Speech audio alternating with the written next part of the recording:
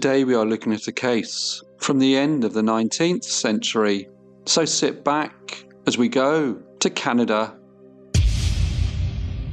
Mary Pickering Tuplin was born on the 5th of May 1870 in the quiet settlement of Margate, nestled in the countryside of Prince Edward Island. Margate was not a town in the formal sense. There was no bustling marketplaces or grand buildings. Instead, it was a modest scattering of family farms and barns, set amongst the trees and the fields, and divided by the Southwest River. Though unincorporated, Margate was very much a village in spirits, a place where everyone knew their neighbours, and where life moved in time with the seasons, the land, and the church bell. Johnny and Margaret Tuplin were long established in the area, and Mary was the seventh of their 10 children. They lived on one side of the river, surrounded by pasture and orchard, the land sloping gently towards the water's edge. Days began early and ended late. There were animals to tend, hay to cut, bread to bake, children to dress, and always another chore waiting. Everyone contributed, whether by herding geese, carrying wood, or hauling buckets from the well. The Tuplins, like many in that part of the island, were of Irish and Scottish descent. Their forefathers had come in the decades following two of the greatest upheavals in Britain, the Highland clearances in Scotland and the Great Famine in Ireland. The Highland clearances, which spanned the late 18th and early 19th centuries, saw thousands of Scottish tenant farmers driven from their ancestral lands as landlords pushed for more profitable sheep farming. Families were evicted from the crofts that they'd held for generations and were left with little option but to move. Some went to the more industrial cities of Scotland or England, while many others, perhaps more daring or perhaps more desperate, boarded ships bound for North America. The Irish came in great waves during the Great Famine. Prince Edward Island, with its cheap land and rural isolation, became home to many, and with them they brought their Catholic faith, their Gaelic songs, and a deep sense of kinship. By the time Mary Tuplin was born, these settlers had laid down strong roots. They owned their land and were known as hard-working, industrious people who were tightly bound by tradition. Religion was central, as was community reputation. A good name was very important, and any hint of scandal was soon widely known. Education, though valid, was often secondary to survival. Margate had a one-room schoolhouse, typical of rural Canada at the time. It was presided over by a single teacher, who was responsible for instructing students of all ages. Attendance fluctuated depending on the season. Many children left school by their early teens, some sooner, and virtually all of them to attend on their family's farm or to tend younger siblings. For girls, education beyond basic literacy and arithmetic was not common. Their future roles were already mapped out in the form of domestic labour, marriage and motherhood. Just across the Southwest River from the Tuplins lived the Millmans, another farming family. They were neighbours in the rural sense, close enough to see each other's lanterns across the water, close enough to meet at church on Sundays, but separated by fields, fences, and of course the river. The Millmans had 6 children, and their eldest, who was named William, had been born in 1868, just 2 years before Mary. Just like Mary, William had grown up in a world defined by labour and tradition. He would feed livestock, clear stones from the fields, and stack wood to last through the long winters. His upbringing mirrored Mary's in most respects. The same community, the same struggles, and the same expectations. But as the eldest son, William bore the additional burden of being the one who would eventually take over the farm and carry on the family name and livelihood. Life was simple but hard, defined by relentless work and persistent struggle. On the evening of the 28th of June 1887, the Tuplin home in Margate was steeped in sorrow. Earlier that day, Mr. and Mrs. Tuplin had laid one of their sons to rest. After the funeral, the family returned to their modest farmhouse, each of them carrying the weight of the very sad occasion in their own way. The home was filled with the subdued presence of grief.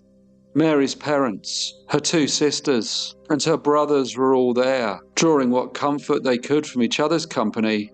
17-year-old Mary sat quietly in the kitchen, cradling one of her nieces.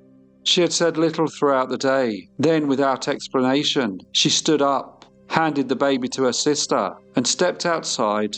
She told no one where she was going, just that she'd be out for a short while. Given the heaviness of the day, no one questioned her. Her mother simply assumed that she needed a moment of air and solitude. But as the sky darkened and Mary failed to return, concern began to take root. Mr. Tuplin decided to go and look for her. He walked over to the home of a neighbour named Mr. George Prophet, hoping that Mary might have gone there. But seeing 4 men gathered in conversation, he turned away without asking after her, reluctant to make his daughter's absence into a matter of public worry just yet. Back home, he searched the barn and then walked along the nearby winter road, but there was no sign of her. He returned once more to the home of Mr. Prophet, this time speaking directly with Mrs. Prophet, but she told him that she hadn't seen Mary. By now it was close to midnight, and with no trace of the young girl, the family could do little more than try and get some sleep. At first light, Mr. Tuplin resumed his search. He began at the home of his son-in-law, James Somers, then continued to the houses of George Henderson, Thomas Bryanton, and Alice Connolly. Each visit ended the same way, with the shake of the head and the subdued, concerned response. No one had seen 17-year-old Mary Tuplin. By now word had spread about her disappearance, and a search began for the missing girl.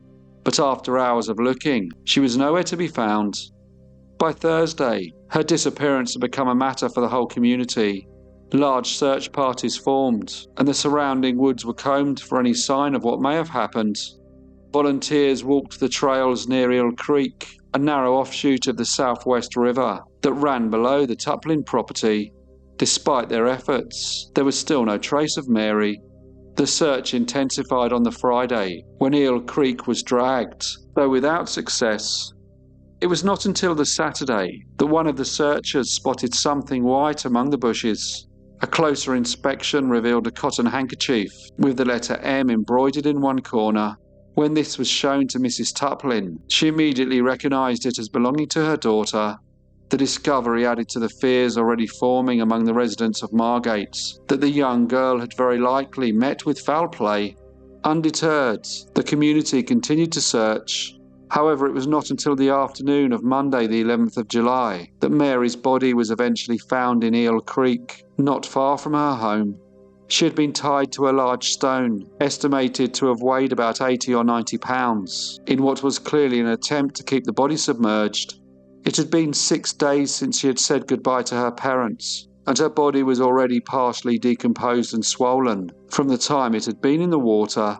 The police continued to look for evidence, and a few yards from the spot where the handkerchief was discovered, bloodstains were found in the woods. Officers believed this must have been the scene of the crime, and surmised that after the girl was killed, her body was placed on a gate, which had been found floating in the river, and then towed towards the middle of the creek, where the body was let loose to sink to the bottom, and the gate was set adrift. An inquest was quickly arranged that was overseen by Coroner Mackay from the nearby township of Clinton. The proceedings were conducted in the usual formal manner, with the aim of establishing the cause of death and the circumstances surrounding it. The courtroom was filled with neighbours, family members, and interested onlookers, many of whom had taken part in the search for Mary only days earlier. Mrs. Margaret Tuplin, Mary's mother, was among the first to be called. She confirmed that the embroidered handkerchief found near the creek had indeed belonged to her daughter. She spoke of Mary's routine and her demeanour in the days before she disappeared, and about the last time she saw her alive, how she left the house that Tuesday evening for what everyone had assumed was to go for a short walk. Other witnesses included the men who found Mary, as well as those involved in dragging Eel Creek and organising the early search efforts. 3 physicians who had been asked to conduct a post-mortem examination revealed that she had been shot twice in the head, with one bullet entering behind her right ear, passing clean through her brain and lodging in the opposite side of the skull. This wound, they insisted, would have caused immediate unconsciousness and death within minutes. The flattened bullet was then produced as evidence. The next revelation stunned the courtroom when a doctor told that Mary had been 6 months pregnant when she was killed. For a young unmarried woman, pregnancy often meant shame, isolation, and the loss of reputation for both herself and her family. The doctors also told the inquest that Mary's stomach was empty, and notably that there was no water in her lungs, indicating that she had already died before being placed in the creek. The coroner then asked if any defense wounds had been found on the body, to which the doctors replied that there had not. The methodical, deliberate nature of the crime, carrying the body to the creek, tying it to a large stone and submerging it, left the inquest with little doubt that this had been a premeditated act. After considering the evidence, the coroner's jury delivered its verdict. Mary Pickering Tuplin, aged 17, had met her death by a gunshot wound to the head, the result of a violent act inflicted by some person or persons unknown. However, despite no one being named at the inquest, local gossip had been pointing towards one young man, even before the body was found. The young man in question was named William Millman, a 19-year-old from a nearby farm, who was known to have been romantically involved with Mary. There had been rumours that they had become close at the previous New Year's Eve party, and the result of this was that Mary was now with child. However, as rumours of his involvement grew louder, William Millman travelled to Charlottetown to consult a lawyer about possibly taking legal action against those spreading the accusations. But the trip did not have the effect he had hoped. When he returned, around 100 wagons and carriages were blocking the road in front of his father's farm, and in the adjacent field, people had gathered, some of them shouting, "Hang him." William Millman was then arrested. A second man, Thomas Brighton, an employee of Mr. Millman's uncle, was also arrested as a possible accomplice. However, following a preliminary examination before 2 justices of the peace, he was released without charge. William Millman's father, Mr. John Millman, attempted to offer an alibi to his son. Unwilling to believe that he could be involved in something so grave, he initially testified that William had been with him around the time that Mary Tuplin had disappeared. But as he spoke, overcome with emotion and strain, he fainted. When he regained his composure, he admitted that him and his wife had both been attending a church meeting the night that Mary vanished. William Millman was then transferred to the Queen's County Jail in Charlottetown to await his trial. The trial began at the end of January 1888 in Charlottetown, 6 months after Mary's death. The prosecution's case relied entirely on circumstantial evidence, but this was extensive. Several witnesses placed William Millman near the Tuplin home on the night that Mary disappeared. James Somers, Mary's brother-in-law, testified that he saw him on the road that evening, wearing a scarf around his head, apparently in disguise. Another witness, named Mr. Muttart, said that he had seen William Millman speaking to Mary on the road that night, and noticed that he had covered his face with a handkerchief when he saw anyone passing nearby. There were witnesses who had also seen William Millman's boat crossing the river that night, and a young girl saw him near the mud road, close to the Tuplin home. Mary's younger brother Donald also told the court that he had seen William Millman walking on a nearby path.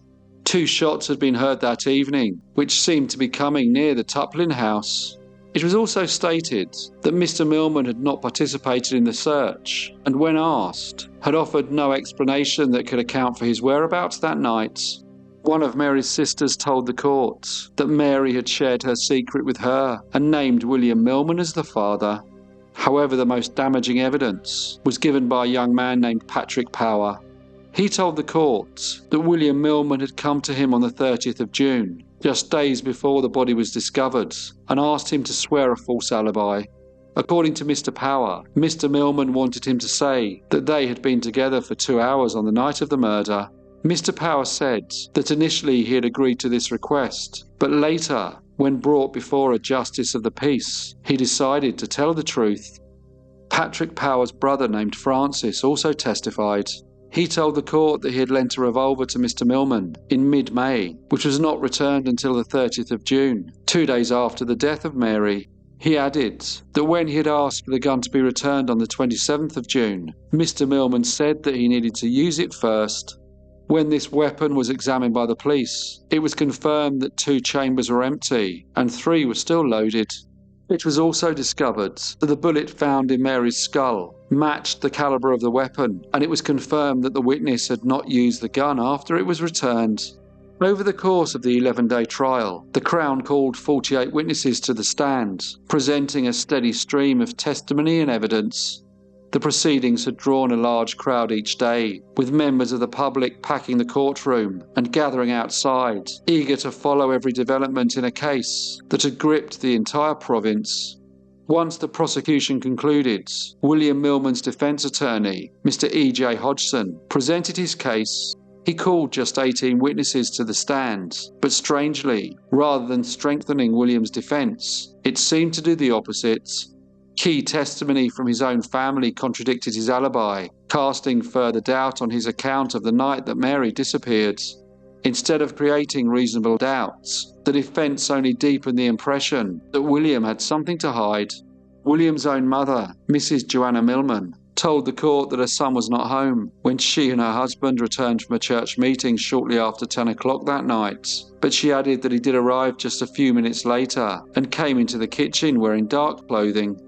William's sister, Mary Eliza, said that while her parents were still out, she recalled William telling her that he planned to go down to the river for a swim, which she thought was very unusual given the hour. There were other witnesses who remembered seeing a wagon that night racing down the road at an unusually high speed, and inside were 2 young men and a girl, but as the wagon was travelling so fast, they were unable to recognise them.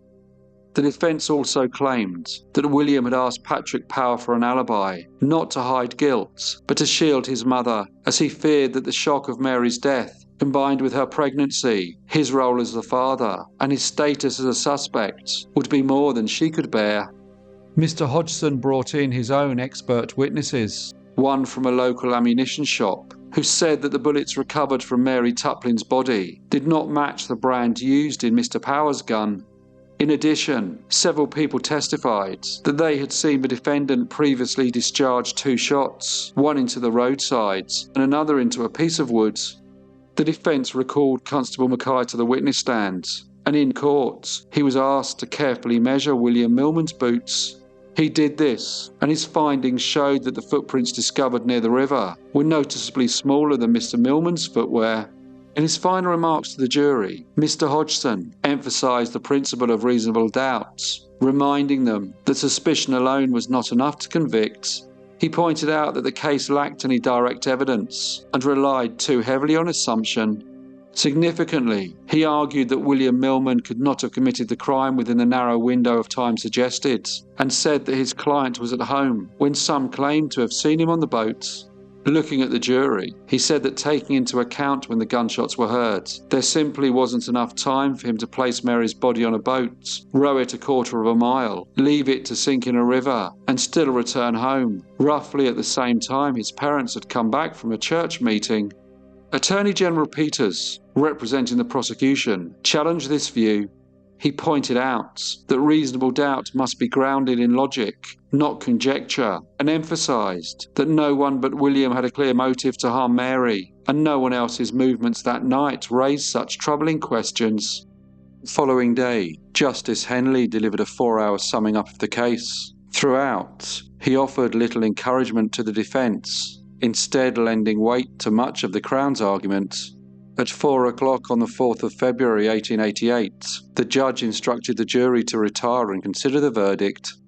While there was no direct evidence tying William Millman to the murder, no eyewitnesses, and no confession, the accumulation of circumstantial details was seen by many as compelling. His request for a false alibi, his presence near the scene, and his suspicious behaviour all raised serious doubts. In the end, public opinion was divided. Some believed in his innocence, others were certain he was guilty. The jury deliberated for 5 hours before returning to announce that they found the defendant, William Millman, guilty. A gasp echoed through the packed courtroom, and William suddenly lost consciousness and had to be carried out by guards. 5 days later, on the 9th of February, the courthouse again drew a large crowd as Mr. Millman was brought in to hear his sentence. The jury had recommended mercy, but Justice Henley decided to dismiss their appeal, stating that such leniency was undeserved in light of the calculated nature of the crime and the innocence of the victim. He pronounced that William Millman would be held in custody and then be executed by hanging within the walls of the Charlottetown jail. William was then returned to his cell. In late March, he attempted to escape by striking a guard with a bottle in a desperate bid to flee the prison. However, he was quickly subdued and kept in restraints for the remainder of his confinement. On the morning of the 10th of April 1888, a select group of 50 witnesses gathered within the high walls of the Charlottetown prison yard. Only those with special permission were allowed to attend, and they all stood in silence as at a few minutes past 8 a.m. the death warrant was read and final prayers were offered. William Millman was then hanged. He went to his death maintaining his innocence, never once admitting guilt for the crime. Everyone now thought that the execution had marked the final chapter in a case that had shaken Prince Edward Island, a case of love, betrayal and loss. However, the story was not quite over. It was later discovered that when the post-mortem was conducted on Mary's body, her head had been removed and sent to Charlottetown for further analysis. That same evening, she had been buried in Margate, in the same plot where her younger brother had been laid to rest just a week earlier.